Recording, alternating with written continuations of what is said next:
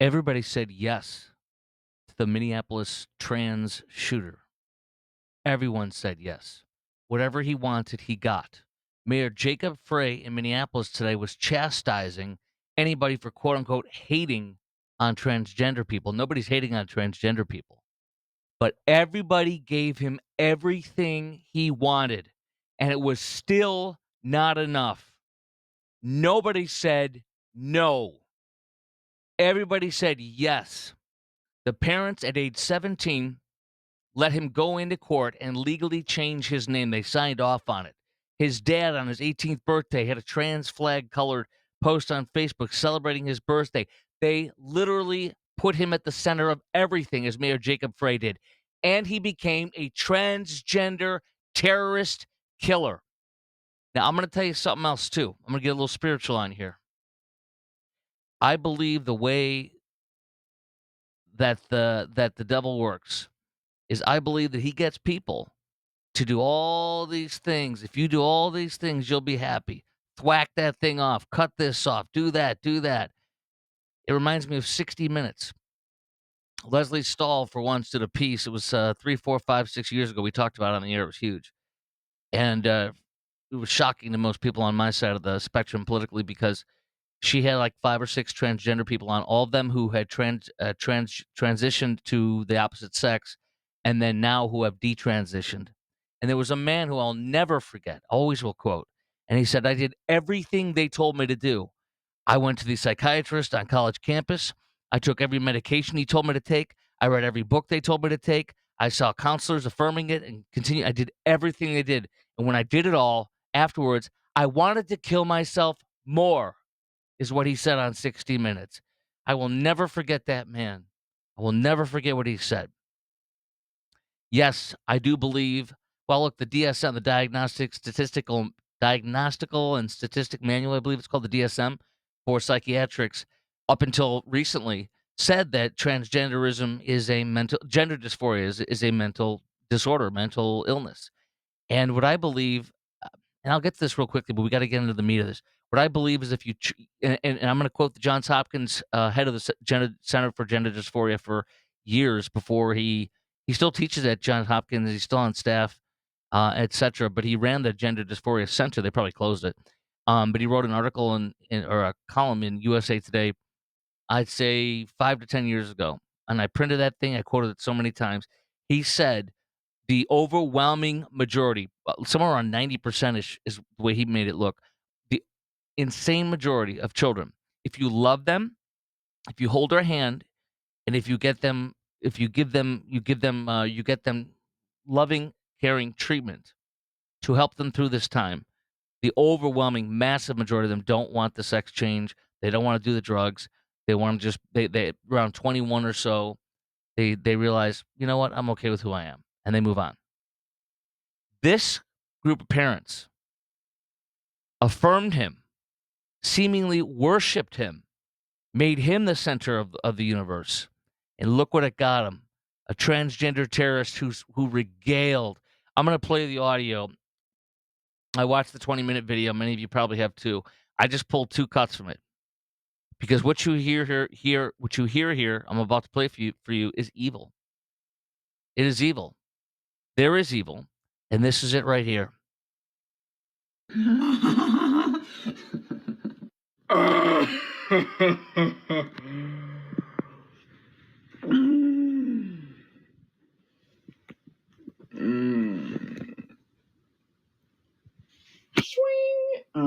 Here's my note to my family and shit. That is about a deep and a satanic laugh and sickness you can ever hear. So this is it, and there is evil. And as you know, just like the transgender terrorist who slaughtered children and a teacher in Nashville, Tennessee, they wanted to hide that manifesto from us. They wanted to keep everything. We know this guy, what this guy says.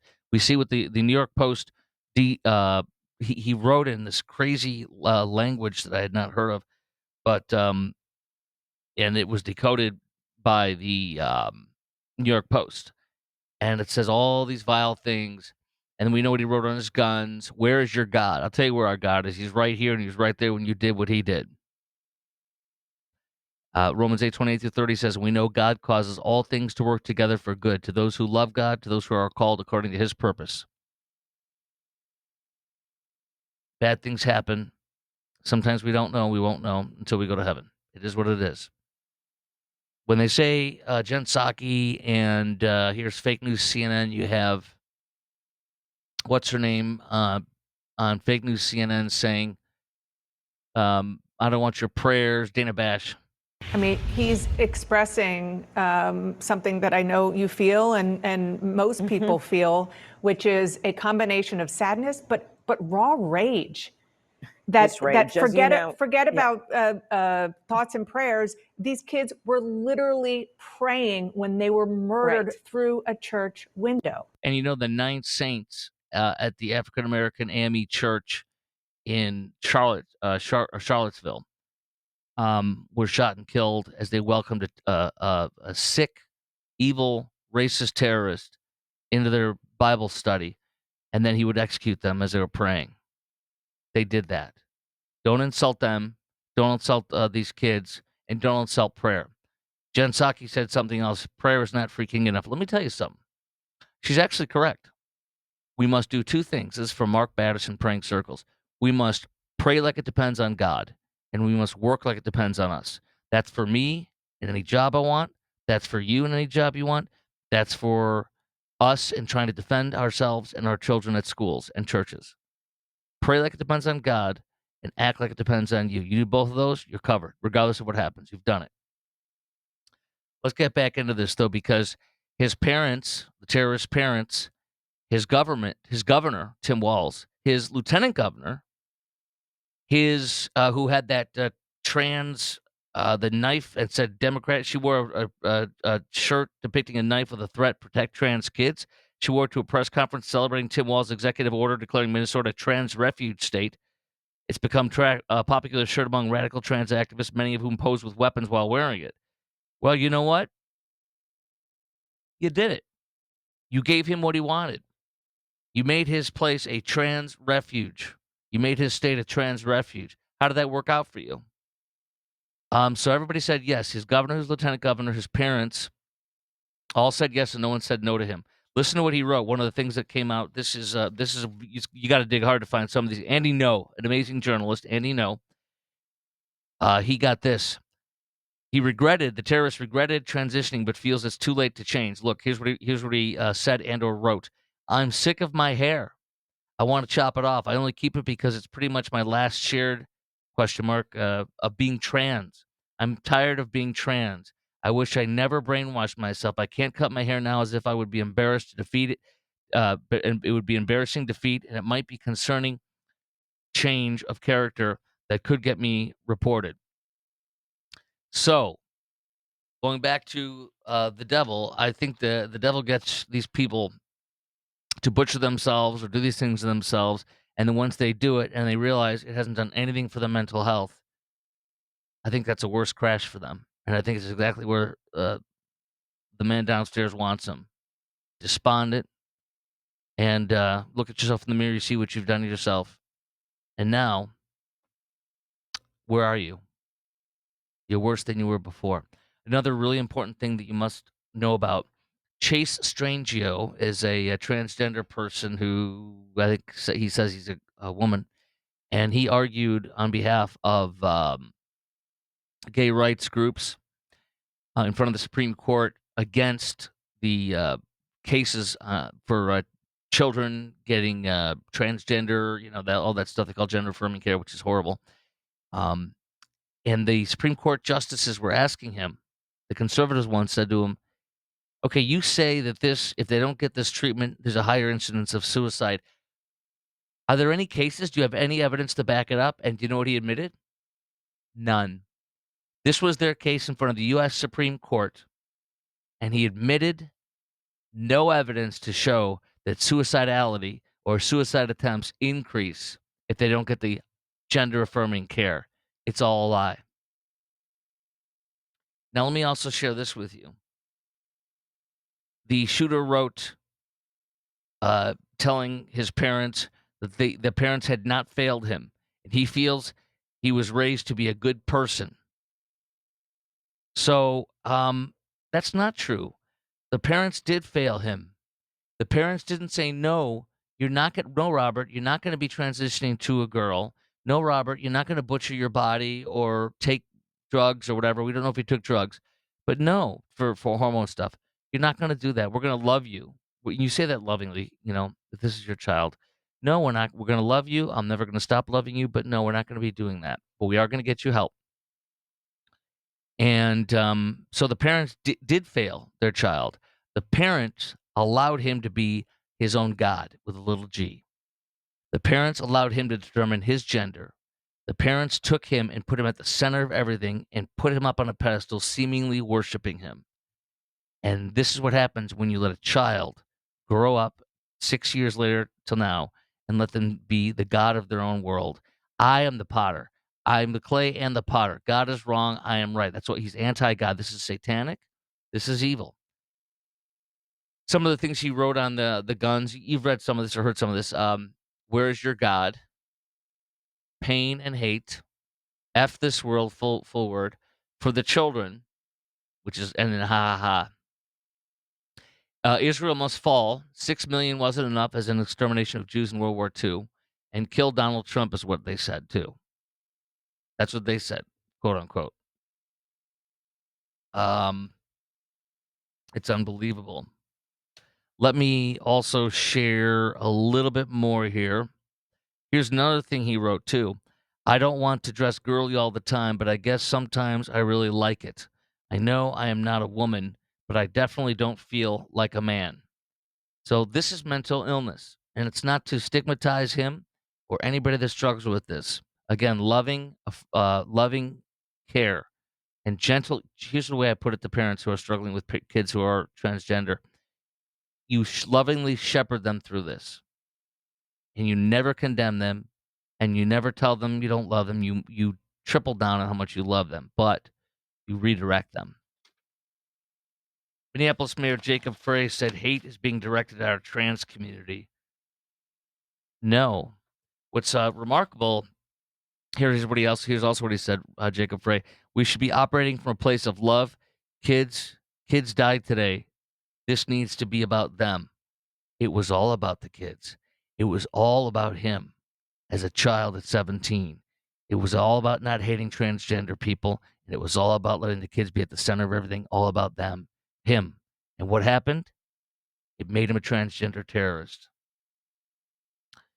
And the fact that him being transgender can't possibly even be considered as a contributing factor shows how wrong and backwards and destructive these liberal leftists are to the children they claim to care about. Just like they are with African Americans and crime and saying we have to do social justice by defunding police and letting people out on no cash bail so they can go back and reoffend the African American community. You look at the people that have been killed from homicide in D.C. From age 0 to 23 or 24 over the past year and 8 months. Judge Jeanine Pirro put out the U.S. Attorney for the District of Columbia, Judge Jeanine Pirro, put out pictures from last year and this year of every homicide from age 0 to like 23-ish. They're all black. And yet the same people who have allowed that city to rot like that led to them dying, is the same people that look and say, "Oh, we don't want too many black and brown people being thrown in jail or whatever." It doesn't matter about that. You throw criminals in jail, whatever they are, and we all know that. So the left destroys everything. It really does. Same thing I can tie it in with. So whether it's the crime problem with black and brown people being suffering the most in many of these cities, whether it's the library or whether it's trans kids like this, or whether it's the library where they're passing out and they're training librarians, and the librarians want this to learn how to administer Narcan. They're keeping Narcan in the libraries across America. And I read a whole piece on this. The American Library Association, I don't want to quote them. I don't know if it's them. But the point is all these major groups and all these leftist librarians, which unfortunately a lot of them are out there, um, want this. They don't want to kick out the homeless people that shower in the bathrooms and sit in for as day cooling centers, day centers for the library for homeless. They now are letting junkies come in there and vomit or stink up the place. That's basically the 5-page, 6-page article I read in a nutshell. There's a guy who's a security library dude who's well known, and whenever he's tried to write an article or do something, say something to gently share about the security in libraries with this kind of stuff, he gets blacklisted. He says it's remarkable. So the left ruins everything it touches. Truthfully, um, what else do I have for you? I'm gonna play you. Oh, this is great. The people on the left, the reporters, the all these people. This guy's a justice reporter, the senior justice correspondent for CNN, Evan Perez, and he comes on and tells us. And notice the CNN reporter doesn't try to correct him because none of these people, as far as I'm aware, have ever shot a gun, but they sure as heck don't know anything about guns. But he said it sounded like the gun was reloaded several times. It seemed like a rifle, he said, a semi-automatic rifle, and it went on for several minutes. Right, and look, that's not uncommon as well. These things can shoot dozens of bullets, in just one trigger pull, right? And so what happens in this case is A sometimes semi-automatic gun, which I have several of them, including an AR-15. He thinks this poor fool. He's the senior justice correspondent, Evan Perez at Fake News CNN, and the reporter here. None of them know what the heck they're talking about. She doesn't correct him because she doesn't know. Have any of these two clowns ever fired a gun? Do any of these clowns know how to even load a weapon? Have they ever shot anything? These are the people who want to take away your gun and mine, your guns and mine. And I'm going to tell you right now, buy more guns. Do this, though. My friend Rod, the police officer, was with Atlanta Police when I was in Atlanta. Rod was the first person to train me. And Rod gave me one of his handguns whenever my family, the little ones and my wife, were out of town for a weekend or something. He said, you carry that around with you. He says, you can take it in your car. You can't take it on your person. At the time, they didn't have open carry there or constitutional carry. You needed a permit. I didn't have one. And then he would take me shooting. He trained me. But he taught me this. Don't ever own a gun. Please listen to me. Don't ever own a gun until you're trained. Get trained. Go to the and rent the guns after you're trained or while you're being trained. See which one's the most comfortable. Buy that one after you're trained, and then bring it home. It will be used against you if you don't know what you're doing. He said the same thing for tasers too. But let me play this for you as well, because here's one last big sound. One last big sound that I must play for you. This beautiful, sweetheart little boy who's 10, who was talking to the press. This kid is a freaking hero to me. This kid talks like he's 25 years old. This is a sweet little boy, and his parents have so much to be proud. This kid's freaking awesome. This redhead kid. Here we go. If you didn't hear this one, you must, and if you have, you'll know what I'm talking about. We just got into mass, and it was like 3 minutes after. It was very scary. It was like my friend got shot in the back. He was like laying on top of me, like making sure I was safe, and he got hit. So that was really brave of him. And you have a nick on your neck? Yeah, that was, I don't even know what it's from. Kind of looks like debris or something. But that came from during this. Yeah. How are you feeling? You seem pretty put together here, but it's got to be tough. Yeah, I'm just like confused kind of because I never thought it would happen. That little sweetheart. That little sweetheart. That little sweetheart. That kid's like he's like a grown-ass man in that body. That little kid is so sweet, and I'm so sorry he went through that, but dang is he tough. I love that little guy. God bless him. God bless him. He's one of the highlights from this tragedy. I want to tell you something else, too. North Texas Giving Day, early giving, just started today. And in between my many fill-ins, I'll be filling in Buffalo today, Houston tomorrow. Next week, I'll be on Premier Radio Network for 4 days doing their morning show on 100 stations. You can see all my stuff on my social media posts to follow. But in between that time, I also work for a great company. It's not a company, a great ministry that does helps women who are coming out of sex trafficking, helps women who are coming out of prison, helps women who are coming out of prostitution, helps women to get their lives back and become productive citizens and to love God. It's a ministry. It's a 501c3 nonprofit that does counseling and just does amazing work. It also does family and individual and child therapy and stuff too. But these guys are amazing. These ladies are amazing. And I'm their fundraiser. I help them fundraise. And so North Texas Giving Day has started. Early Giving Day has started. Early giving, I should say. North Texas Giving Day this year is September 18th, but early giving started now. So literally, you can go to their website, northtexasgivingday.com or .org, whatever, North Texas Giving Day. Just Google it. Go there and then type in the group I'm with, Thrive Counseling Services. Thrive Counsel, 3 words, Thrive Counseling Services. So don't donate to Thrive. There's like 2 or 3 or 4 of them on there. Thrive Counseling Services. But let me tell you another story. One woman said, they finally helped me to get the courage to believe in myself, to stand in front of a judge and say, "Give me a second chance. I'm worthy." And because of that, I now have my 4-year-old and 10-year-old boy. I got custody of both of them back. This is a woman who was coming out of incarceration. Sex trafficking is massive. It's unbelievable, the statistics. I could share some with you, but I don't want to bore you to death. I like telling stories. But I see the pictures of some of the women and they're not public, but there's pictures from some of the clients, and they send pictures of their family and smiling and happy. Just getting a job. We don't realize how safe of a childhood we had. That's one of the things the counselors have told me about.